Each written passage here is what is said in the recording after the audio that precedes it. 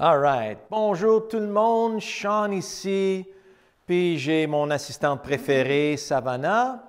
Puis on voulait vous donner une belle session aujourd'hui sur l'impact et la solidité de vos mains et de vos poignets à travers l'impact.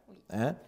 Alors, on voit tellement d'instructions présentement où est-ce qu'ils disent, ben si vous slicez, puis c'est dans un des dernières vidéos d'un des gars populaires sur YouTube comme moi, il dit, dans le backswing, roulez vos poignets comme ceci, puis ça va fermer la face du club. Puis tu vois ça, puis tu vois ça, puis il met l'emphase là-dessus. Comme ça, quand vous arrivez à l'impact, votre face de club est assez fermée, puis pour lui, c'est comme ça qu'il arrête un slice. Alors, on va vous montrer une couple de disciplines. Une des choses que tu as fait au niveau collégial un petit peu, tu as joué un petit peu de tennis. Ouais.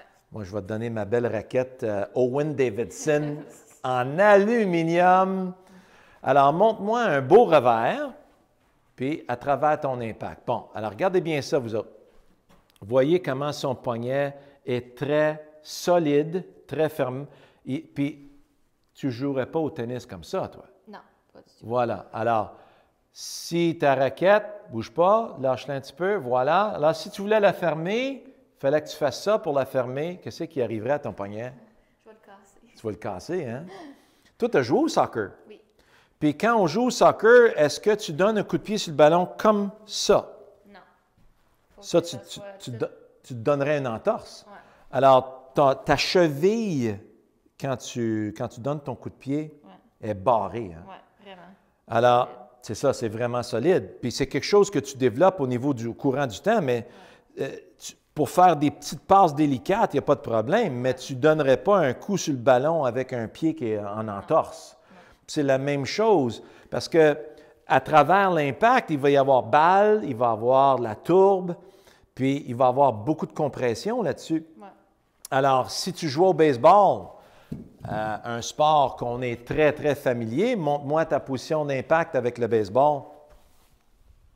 C'est ça. Alors, imagine, on la frappe par-dessus le lanceur. Voici la balle qui arrive. Et voilà. Regardez comment c'est solide ici. Voyez comment sa main gauche est en dessous, la main droite est par-dessus. Savannah, elle, parce qu'elle a des très petites mains puis des petits poignets, hein? Tout petits. Alors, puis c'est le fun. C'est très féminin comme des raisons. Hey, où c'est que tu as mis mon marteau, toi? Tu caches mes affaires tout le temps, là? Ah, OK. Alors, imagine que, avec tes deux mains, tu martèles par en bas. Voilà. Alors maintenant, au golf, on martèle par là, n'est-ce pas?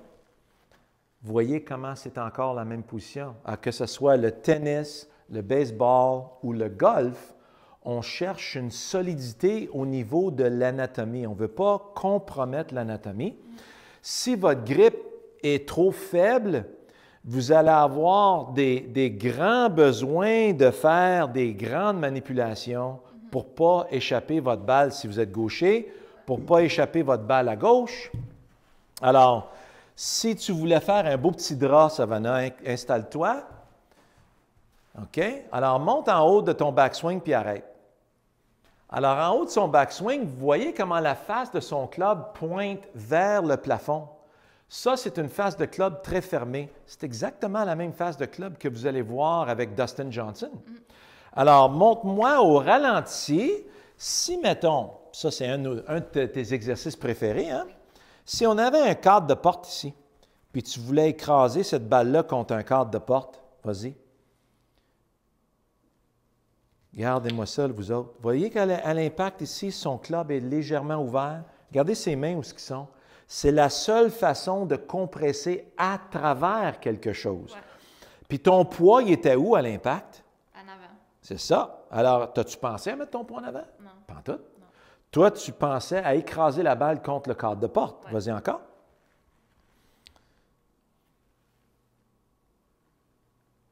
Voilà, super. Donc, le poids est en avant, les hanches sont en train de clairer, Ouais. tu sais, le haut du corps, il fait la même chose, alors tu es à travers ton impact. Alors toi, tu utilises cette analogie-là pour livrer tes balles dans tes cibles. Hein? Alors, quand on parle d'une cible en passant, c'est un plan de vol. Alors, quand on est dans l'académie d'hiver ici, on a des belles cibles. C'est des carreaux qu'on a, ça représente une fenêtre. Puis on veut libérer la balle à travers la fenêtre. Alors, pour ton drap, tu vas être dans le coin en haut et à gauche. Alors, montre-moi un beau drap avec une belle hauteur, sans effort.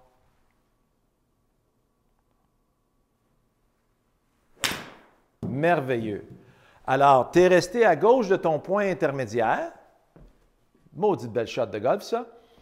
Alors, son fer 8, c'est son club de 140 verges dans les airs. Alors, elle a frappé 136 à 140 verges ici. Il y avait 6700 tours de spin, alors un bel effet de rétro qui fait arrêter la balle sur un 10 cents. Elle est sortie 4,2 degrés à gauche, puis il y avait une belle révolution vers la droite, 1700 tours vers la droite. Alors ça, c'est un beau drap prononcé. Puis, elle est arrivée à 20 pieds de la pin, à droite de la pin. Alors, ça représente, on pourrait dire que la face du club était une petite pinotte trop fermée. Ouais. Petite affaire. Mais tu ne changes rien. Non. Quand tu vas te réinstaller, est-ce que ta prise va être exactement au même endroit? Tes pieds exactement au même endroit? La balle exactement au même endroit? Ou ça change légèrement à chaque fois? Légèrement à chaque fois, mais c'est plus la direction. C'est ça. Alors, tu te concentres où tu veux livrer, mais c'est impossible pour toi de représenter exactement le même setup à chaque fois. Alors, si la face du club est juste légèrement trop fermée, mais ça peut se corriger tout seul dans le prochain swing. Frappe-en un autre. Côté gauche de la fenêtre, en haut. C'est ça. Alors, regarde ça. Vois-tu? Tu n'as rien changé, là. Non. Alors, tu es sorti un peu plus à gauche. Là, tu es sur le côté gauche du verre. Les révolutions que tu avais là-dessus, regarde, 600 tours. Alors, tu as coupé de 1000 tours. Tu sais, c'est 2-3 degrés au niveau de la face. La même distance approximale, puis à 96 pieds de haut. Alors, puis tu es à 27 pieds à gauche de la pin. OK? Alors, ça se promène aux alentours du drapeau, puis au fur et à mesure qu'on s'entraîne au courant de l'hiver avec nos cibles, bien, on réduit notre marge d'erreur naturellement. Hein? Oui. Comme vous avez, si vous êtes un de nos étudiants ici, vous réalisez, une des histoires qu'on a, c'est l'équipe de dards. Alors, si tu pratiquais à lancer des dards, puis à essayer de frapper le bullseye 1 heure par jour pendant 2 semaines, il y a eu des études scientifiques là-dessus. Il se concentrait strictement sur le bullseye. Après 2 semaines, il y a 15 % d'amélioration. Hein? Puis ça, ils ne le réalisaient pas au jour le jour. Mais une fois qu'ils ont été montrés qu'est-ce qui se passe, après 2 semaines, leurs yeux étaient grands ouverts sur l'amélioration. Puis ils n'avaient jamais réalisé qu'ils s'étaient améliorés tant que ça. Alors, la frappe sur la face du club, le montant que le club est ouvert et fermé, ça va naturellement se placer si on reste avec les bonnes analogies puis les bonnes tâches. Alors, notre but ici avec l'Académie d'hiver, c'est de vous garder sur la tâche puis d'enlever les courts-circuits qui nous empêchent de faire nos tâches. Right? Alors, frappe-en une dernière. Sans effort, en haut et à gauche du losange. Oui, belle frappe. Hop, je pense qu'elle va être dans le trou, celle-là. Wow! Super de belle shot. Hein? Alors, ça, c'est ta référence. Hein? Elle, ses références, c'est 145 carry. OK? 148. Donc, si c'était à 150 verges, souvent, elle prendrait son fer 8, tout dépendant des conditions. Puis, tu vois, le spin est bon. Elle est sortie 5 degrés à gauche avec 1200 tours vers la droite, puis tu es à 6 pieds de la pin maintenant.